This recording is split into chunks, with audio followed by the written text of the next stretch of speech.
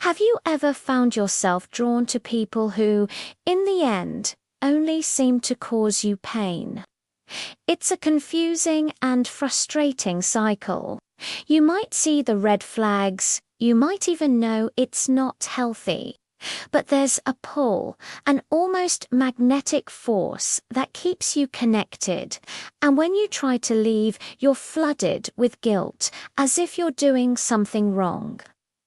Toxic people aren't just a series of bad choices. Often, they represent a familiar pattern, a blueprint laid down long ago in our past. The renowned physician and author Gabor Maté offers a profound insight into this. He explains that when we grow up without a consistent sense of emotional safety, our internal compass gets skewed. We can start to mistake chaos for love, control for care, and that feeling of anxiety for genuine chemistry. It's not a conscious choice, it's a deeply ingrained response. In this video, we're going to explore this dynamic together, with kindness and without judgment. We'll ask 3 crucial questions. First, why do we feel so hooked on people who hurt us? What is that powerful, almost addictive feeling? Second, why does setting a simple boundary often feel like a profound betrayal, both to them and to ourselves? And third, how can we begin to detach from these unhealthy connections without becoming cold, bitter, or shutting ourselves off from the world? The key thing to remember is this.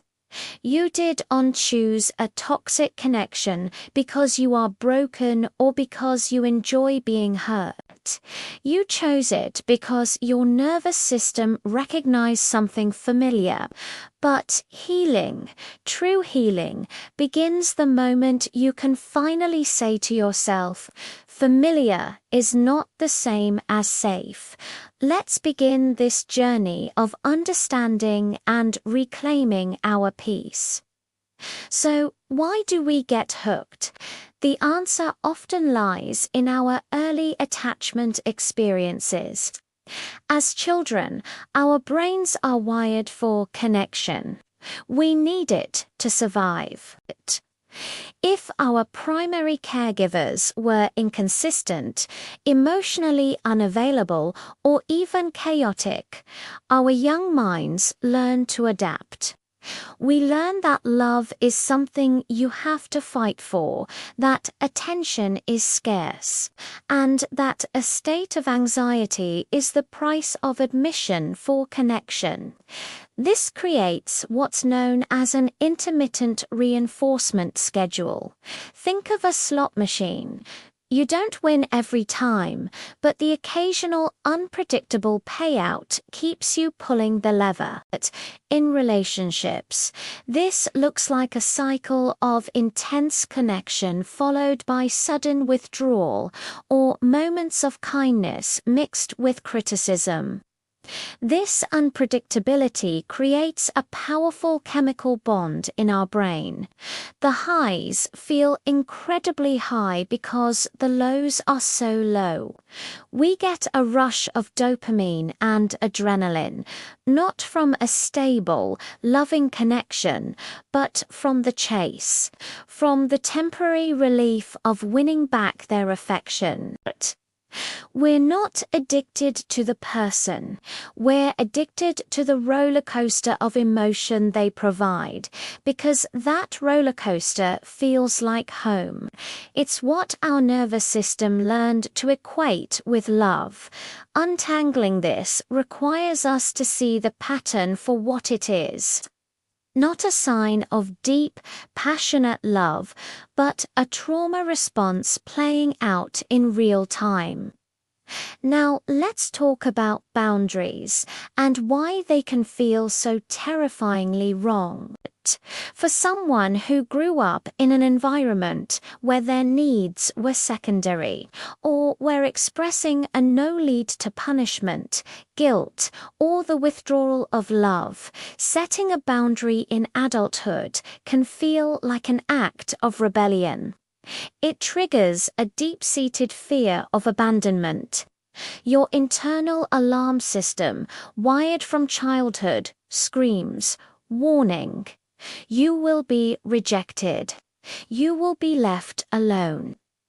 This is because, in your original family system, your role might have been to be the peacemaker, the pleaser, or the emotional caretaker. Your value was tied to your ability to anticipate and meet others' needs, often at the expense of your own. When you finally say, "This is not okay with me," or "I need space," you are fundamentally changing the rules of the game.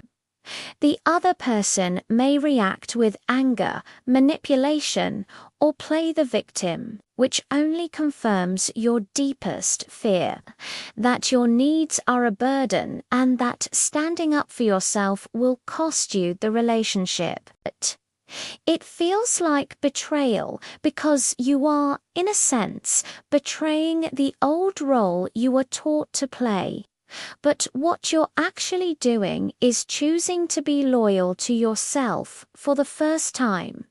The guilt is not a sign that you are wrong. It's a sign that you are breaking a generational pattern. It's a withdrawal symptom from the addiction to people-pleasing.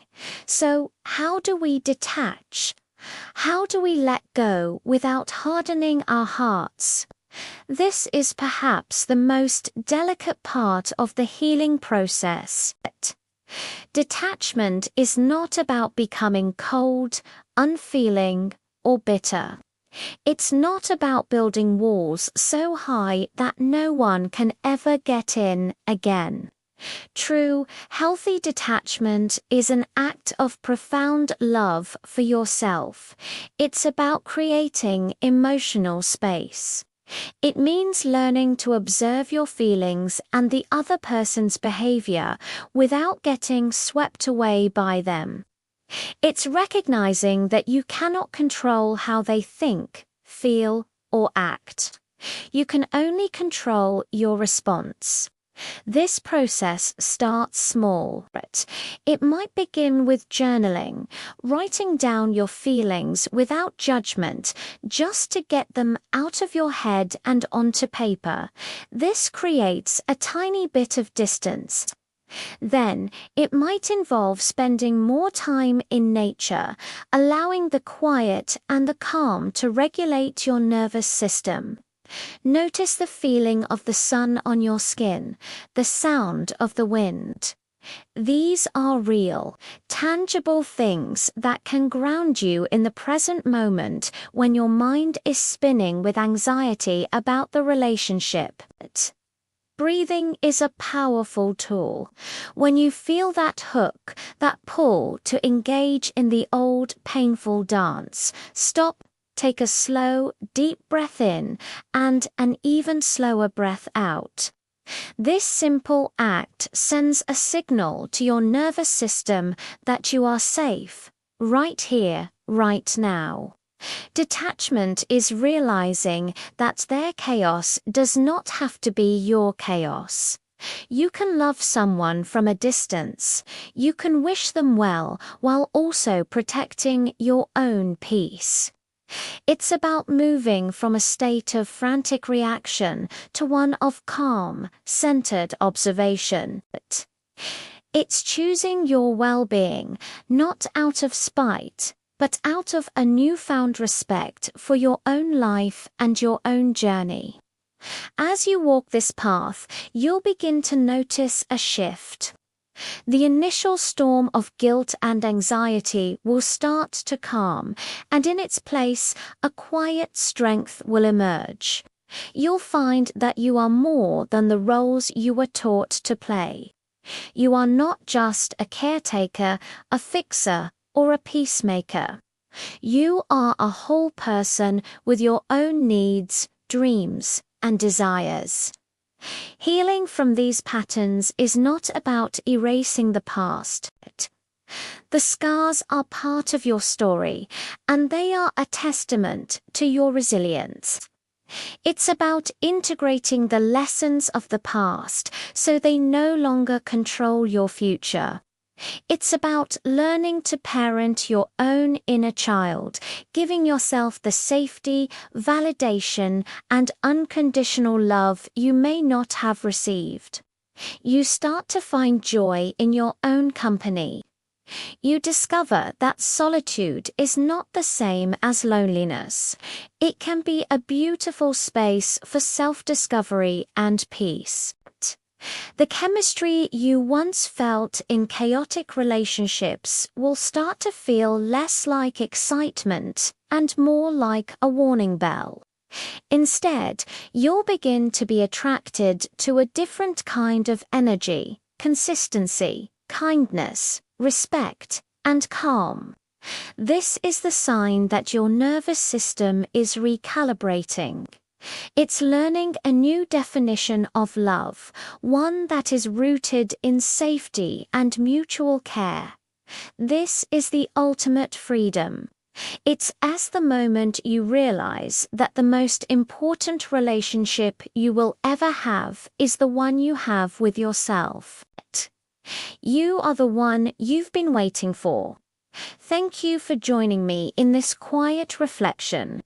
Remember to be gentle with yourself. This is not an easy journey, but it is a worthy one. If you found this helpful, consider subscribing for more content on healing and self-discovery. You've got this.